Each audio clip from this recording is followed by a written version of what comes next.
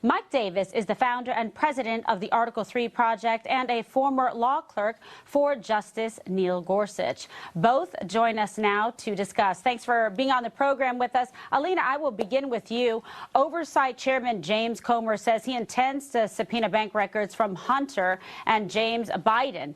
What do you expect to come out of this first hearing? I think they're going to be doing a overview of the records. Now, remember, there were 3 memos from Comer that have already come out, which confirm exactly what we suspected, which is follow the money and you will find that the Bidens are corrupt.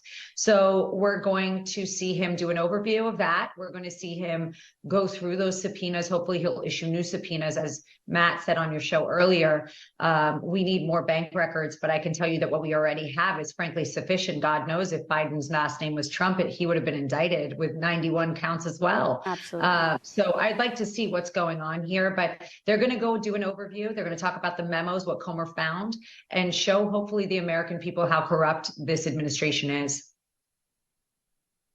Follow the money, we always say, as a former prosecutor.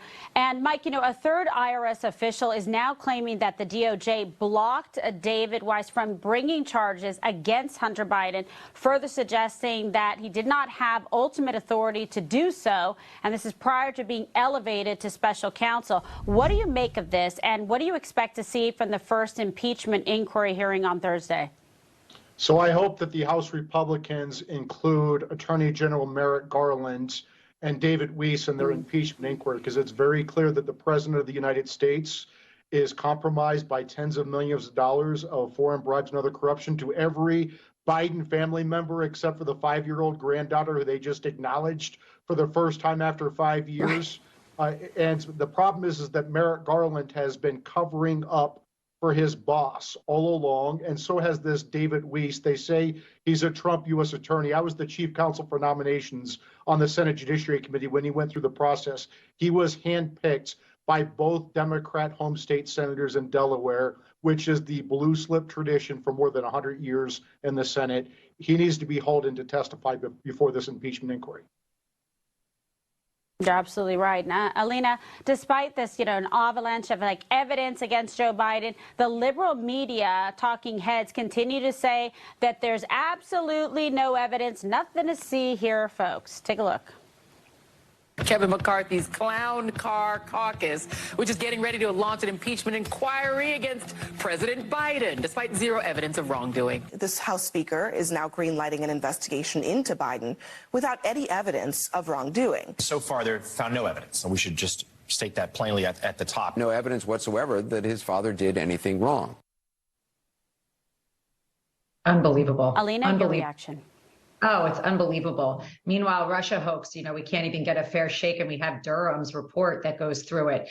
Listen, we heard Merrick Garland get up just a couple days ago and was unable to answer a very direct question. He did not have recollection. If I ever get up and say that, I want to see what they're going to do to me. They would hold me in contempt. Exactly. I would be dragged into court and I'd probably be in prison. This is the most absurd corruption we have ever seen of our time. It is very, very sad. We know for a fact that money was given. We have charts there in the public. If people look at the right media sources, there are charts showing exactly where the money went. This is not a question. It is a fact at this point. And all there is a lack of support, because we have such corruption that it goes from the top all the way, frankly, into our legal system, outside of politics and into our courts. And that is the problem that we have as a country right now. That is why I'm excited for 2024. And it is frightening. It is frightening, Kim. Honestly, it's just a very dangerous time for our country. It's really true. I want to get quick takes from both of you on the bribery charges against New Jersey Senator Bob Menendez. Mike, up first.